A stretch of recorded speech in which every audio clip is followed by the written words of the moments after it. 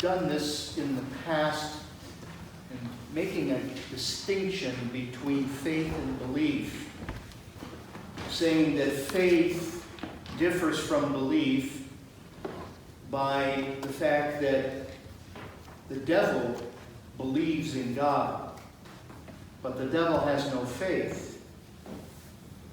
Belief, as it were, is more of the intellectual assent that we give to certain propositions in our faith and in other parts of life. Whereas faith is our being all in with those things that we believe, the things that really make us risk something when we do say that I not only believe this, but I stake my life on it, and that I continue to live from that experience from that time onward. Doesn't mean that we ever get shaken in our faith or question our beliefs, but it's that choice that we make, that decision that we take, and we commit ourselves to it emotionally and physically, and that's where the distinction, I think, comes in. In the beginning of the gospel today, the apostles come to Jesus and they say, "Increase our faith."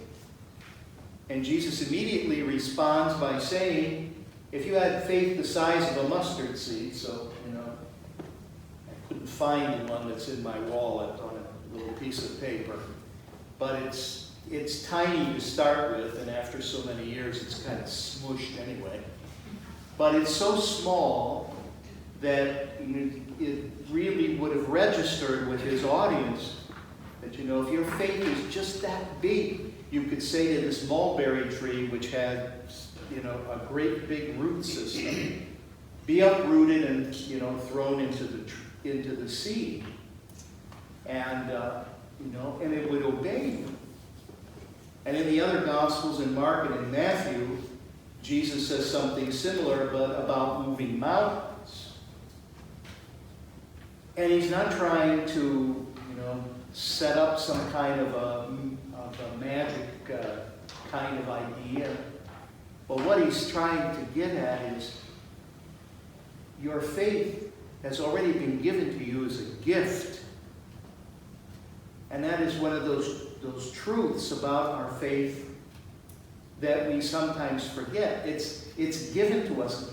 God has given us as much faith as God can ever give us.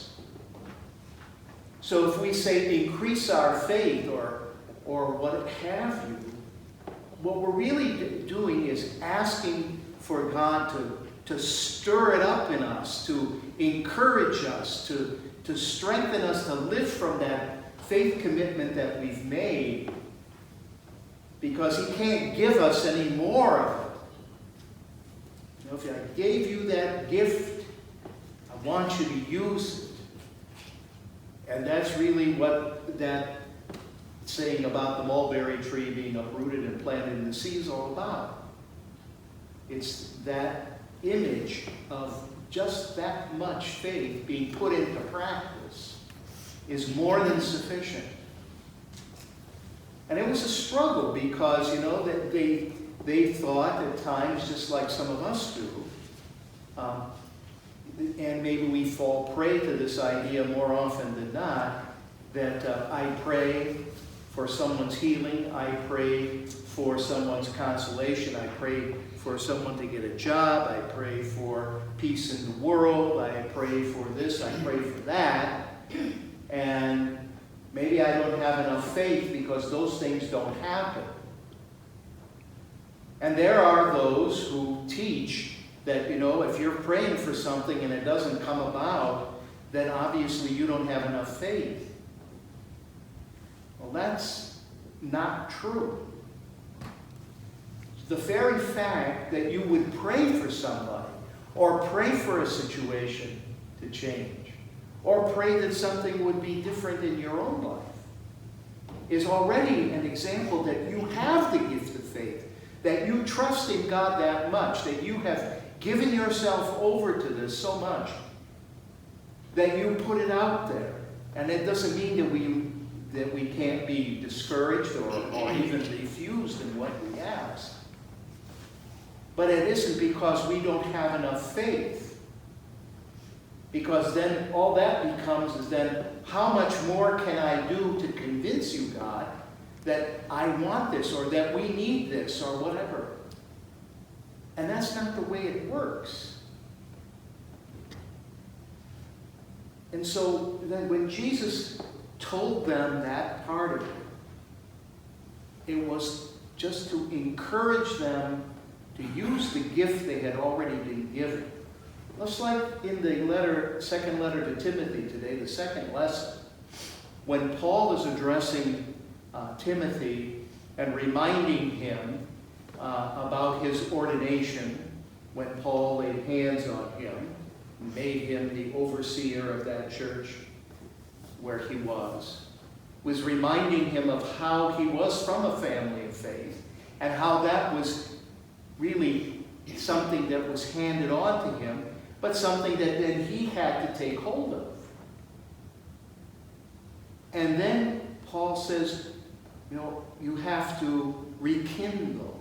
Other translations say, fan into flame the gift you received when I laid hands on you. Because the spirit that we are given is no cowardly spirit, but one that makes us strong and loving and wise. That's another translation other than what we have this morning. So it's that thing that we need occasionally to be reminded of, that we've already been given the gift. And so we continue to encounter situations or times when that is challenged by circumstances. When Jeremiah, according to scholars anyway, is behind the book of Lamentations. And what he's describing in those several chapters of that book is the destruction of Jerusalem by the Babylonians and how awful it is to see everything that has happened.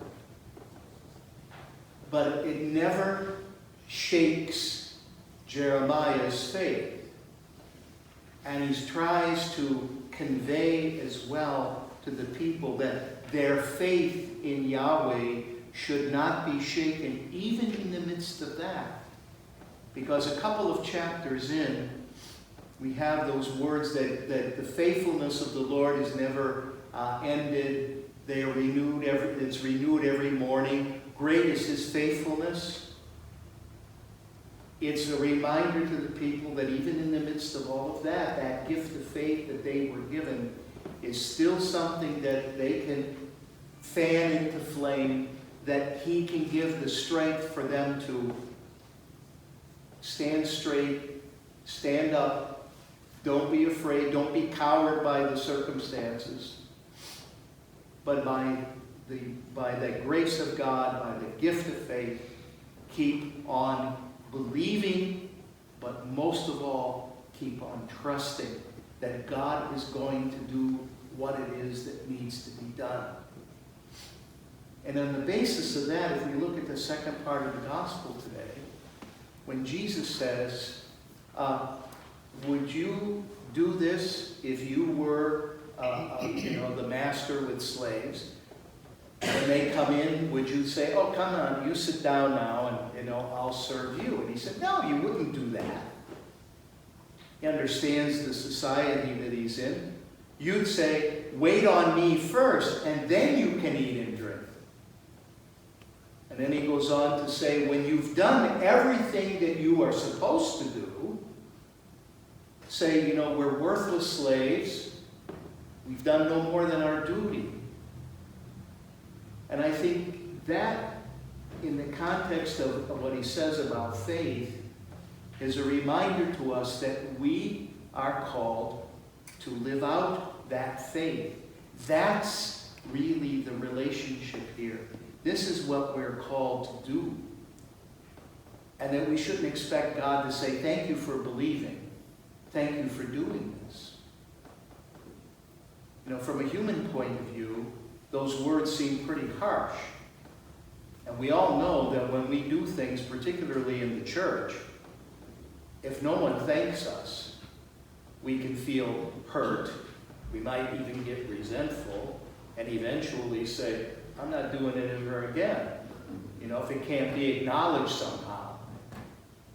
Because from a human point of view, we need that reinforcement and that acknowledgement of appreciation. Because it's a way that we feel affirmed and we also feel loved. But we shouldn't expect God to, pat us on the head every time we do something. Because after all, He's the master. We're the servants. We have a vocation. We have a call. We have a duty to carry out.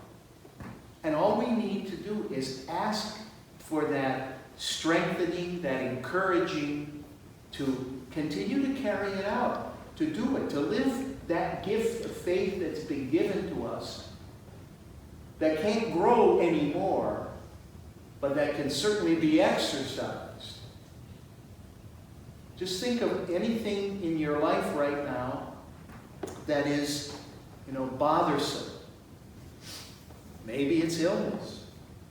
Maybe it changes in the family. Maybe there are, other changes going on in your life. Maybe there's this kind of a struggle or that kind of a struggle.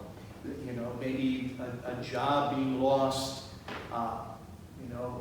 Some relationship stressed, whatever it might be.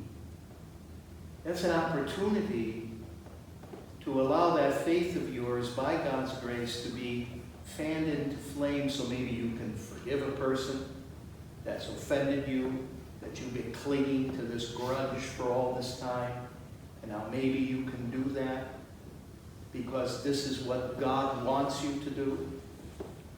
And it's not that God then is going to thank you for finally forgiving this person, but that person might say thank you. And you might feel good that you finally could do that.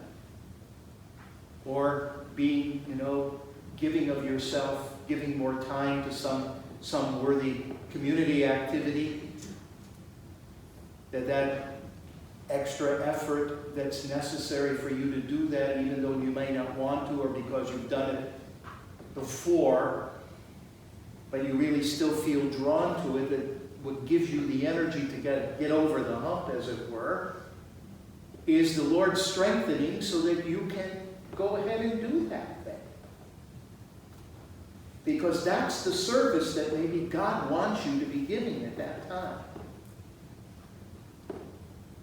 So, in a sense, we are worthless slaves.